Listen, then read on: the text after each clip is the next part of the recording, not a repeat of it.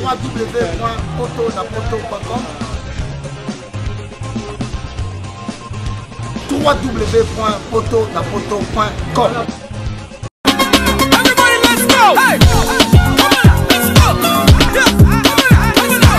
Pour l'envoi de vos colis, bagages et autres courriers express à destination de Kinshasa, Brazzaville, Pointe-Noire, rendez-vous vite.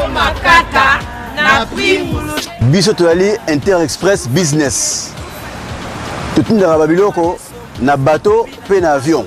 En tout cas, il n'y a pas de bakoli, ça a 2 jours livré à Kinshasa. Enlèvement au Félé. Donc, il y a vendredi, au plus tard mardi, Bozana Yango. Petit colis.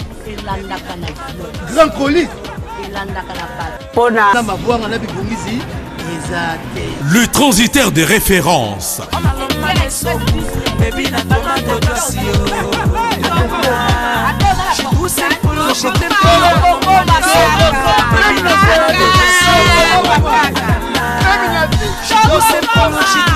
Inter-Express, la solution pour les frais aériens et maritimes.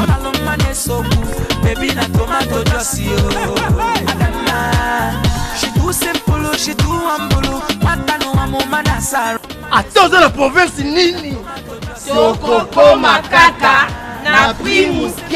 Pour les transferts de fonds, argent rapide à Kinshasa, par l'intermédiaire de notre partenaire MoneyGram, Inter-Express résout vos problèmes.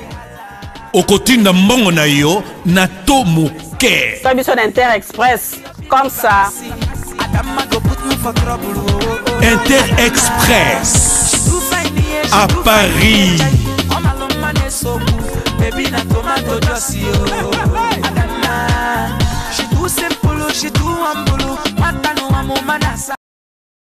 Vraiment, président, bonjour, mes condoléances. Ah, merci vraiment. Vraiment, tout ça, thème mobimana bana pote longona yo vraiment comment na likambo ekomeli soko ko expliquer bande bazolanda yo vraiment tant ozwa ki message wana mwana belaki to ozwa ki par message aki nzoto makazi daki mort subit.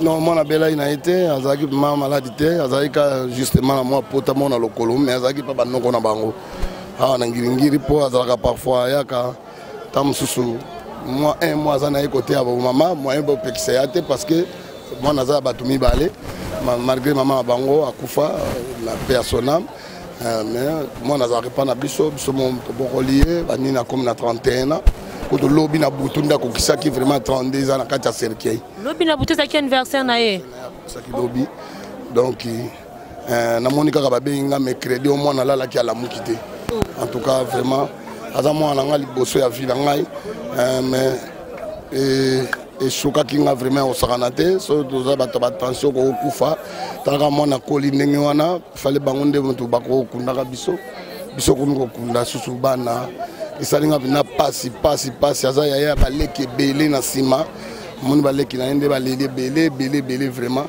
atiki bana to mwasi non abota kité azaki ma un peu timide aloba mate mamba si vraiment azala vraiment te ngakuna bana oche ba choc yo baninga bazoka banjele yo rien yuma banyase kaka naye yo mona star munene boye ba momba wala no manom abi papa wana ya tana ngaite donc eza makambu bakoleka mais nzamba sali yo ko ko sala na kumisika nzambe po eza dessin yango wana etokoleka soko tolobi tolela soso nga soko naza te pesi susambulima na foyer mais naza pena pe ya sonam nzambe pena bomba esika zali vraiment.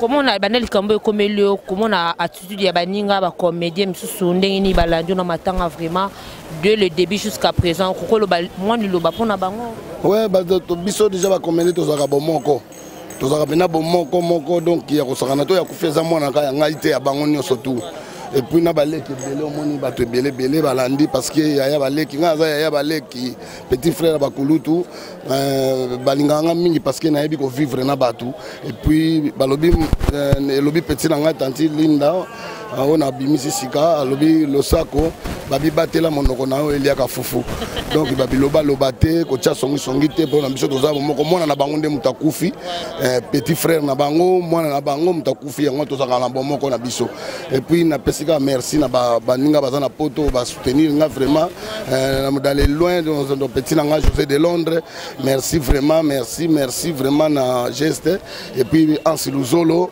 merci vraiment na geste et puis Papi Moussoui na Londres na vienga Dieu satiki ngai kakate on a na ngai master na ngai collègue na ngai merci vraiment Silvio Wechi bangonyo so amoli chaque amoli bon na bangonyo surtout batindi ata le côté mais ko benga yo salinga bien nzamba pambola bango surtout na bitafe ebele bango surtout en tout cas na famille Bolia Igeti Wembe Bibishi Wembe na ser na biso Bongo Catherine Yakato na bengaka merci vraiment la geste merci voilà merci beaucoup waneza ki bongo to bengaka mbali sombo ye moko vraiment azaki wana vraiment dans ce type na qui a to continuer toujours kaka na ba cérémonie kaka ya matanga à suivre toujours voilà on ezaki bongo ye moko mbalo somba tout le monde peut copie du pont qui est toujours kaka du cœur avec vrai vient na biso moko maman na biso moto mesala mbalo somba copie pont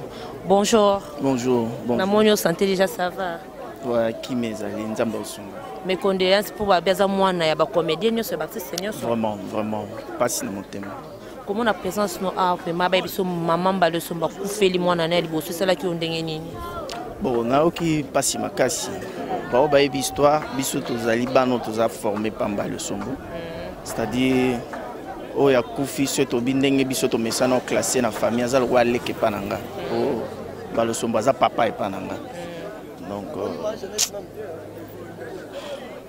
et ça passe makasi vraiment na mon niveau vraiment ba comédie vous avez tout le temps vraiment na bolingo parce que natanga matanga so moninga zu problème vous avez toujours wana présente ba o bazala musika basala ngo par de loin vraiment na bi ba artiste ezaka te ke ko za ba comédie tina monde de musique binuni to boza ba to moko o ko lo banini vraiment pour la bande ko na bino pe o ba soutenir bino na musika ba musicien bon matanga to esika ya pasi mutu nyonso kweli likambo azaka na besoin ya bato ba assister pour moni choc na motema soki kuti ozaka yo moko donc oyeba te nde nini ko partager yango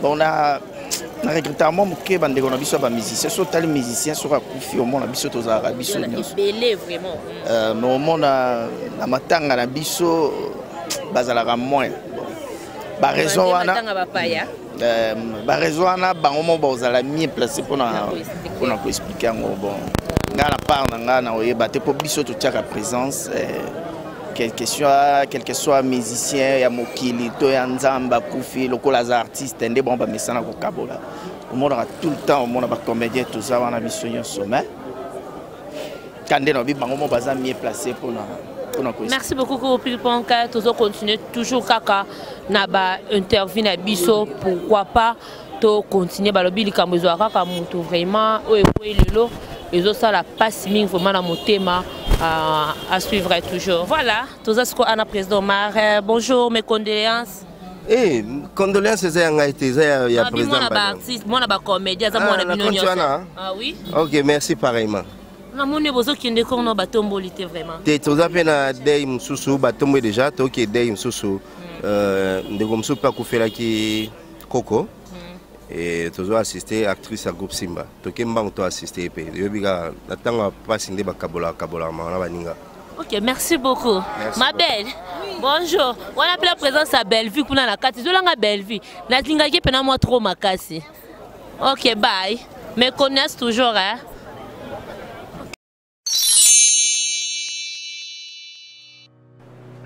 Je m'appelle Cynthia Kams et je viens de vous parler de la part de Sepela TV. Sepela TV est un décodeur qui a un mboka partout où vous avez Congolais de la diaspora. Au sommet Sepela TV. Et ça ma chaîne Nia Congo P.A. Congolais. Que ce soit RTGA, que ce soit RTNC, que ce soit P1 TV, aussi Bundesimage, Genesis, Press Play. Donc ma chaîne est appelée Congolais P.A. Congo. batebele babenga biso du nord au sud, de l'est à ouest, babenga biso babibozone sa promotion à 115 livres et 6 mois d'abonnement gratuit. Vandi, tu sais, mais c'est la promotion. Vous savez quoi, tellement de clientèle. Et puis, souci à ces plats, et ça va client, là, non, la promotion à 115 livres et 6 mois d'abonnement gratuit. Cette fois-ci, juste pour vous dire que donc, le stock, tout ça, est belleté. Mais ça sera limité, c'est vraiment limité. Vous allez belleter pour Benga, pour consommer des décodeurs à ces plats.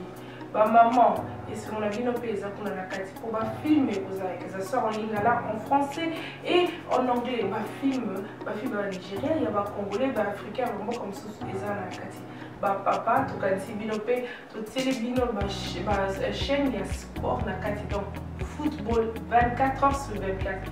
Aussi pour les enfants, bien sûr, to kanisi binope, on a pensé à vous. Vous avez aussi les chaînes des enfants, que ce soit en anglais et en français, et ça pour la Nakati. Donc toute la famille de partout, n'importe quelle génération, vous aussi pour la Nakati et aussi gospel, évangile 24 heures sur 7.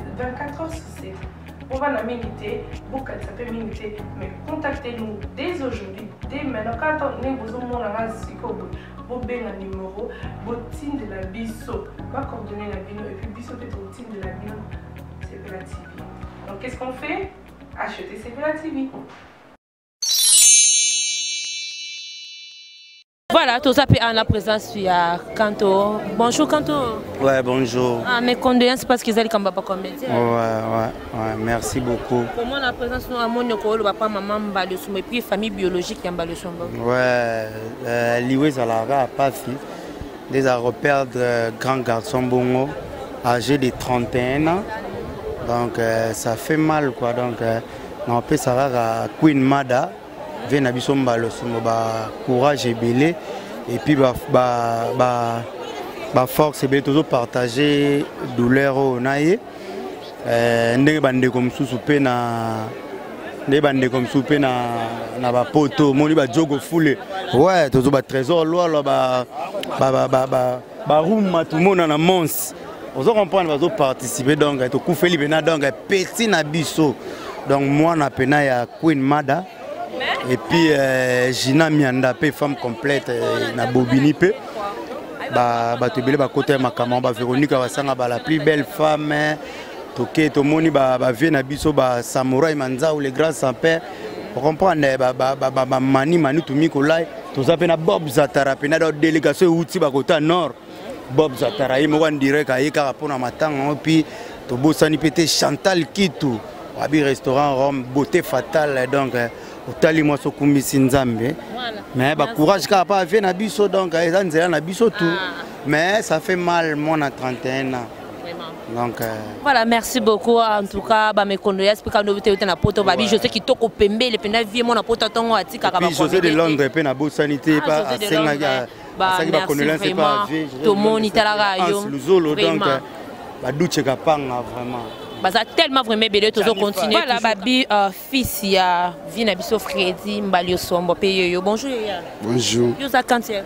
Donc la famille yuanga na za 3e to botama 5 mais mi bali ba kufa to tika misatu. On a talika sangama ya na pa mobali. Isinga ka tout ça là. Relation ni bozon na ya nezaki ka ya pour peut être ba relation musupe na kati. Relation alaki ya makasi po ya linga nga mingi nga pe linga ka mingi. To vanda to ibana rapi la so ya papa biso bwebole lote ko matanga ngo singa ka puissance de guinée so pona famille wanga on a représenter famille à maman na ngai ndina yaki. C'est bon, merci beaucoup vraiment. Tous continuer toujours balobi pe tanti Linda zanga te na kasa matanga vraiment tanti Linda yo pe azo continuer toujours kaka kolela elongona il vient na yemoko o alingaka tellement makasi azo continuer toujours kaka ko soutenir ye musique. Voilà tanti Linda oyo vina biso Mbalosumbo tolo basiko kaka mwana atika kete na tango passe na tango bisengo toujours yoyo tanti Linda. Bonjour mes condoléances. Ouais merci. Bonjour, donc on n'a pas silence aux autres à la voix. Ça fait mal, mais c'est l'importance de la mort, on est dans le bara. C'est la biso nyonso. Biso batuto tikali, to yeba lobby et za la biso. To mi bongisa po za malam. Tanti Linda vraiment na ba communauté bino ba comédie bino bozanga asimate mais tel ba musicien bo mali boso mais pourquoi so ba comédie lo ba kufeli ba musicien zalaka moi pas si poto mona ba ona donc na ngona polémique tengani mna kufeli ya lo président na kufeli donc on a polémique té malamu ça to perdre o da cher pour na biso que son homme repose en paix. Moi, je suis en kimia, c'est bon.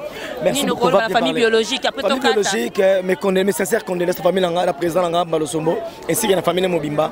On a artistes et tout, Balandi, on a besoin de la de cœur. Merci. Voilà, merci beaucoup. On a bien osé Bela Orlando Biso, on a moni Jomas Masikita et pourtant la moni Balobi José qui toko pembe les bagra. Merci na bien tourtani à la prochaine numéro. En tout cas, vous êtes tellement vraiment ébélé babi la no chamatar, la no chamatar vraiment vient en amoureux José qui toko pembe les bien oyo lingaka vraiment à la prochaine numéro. Bye.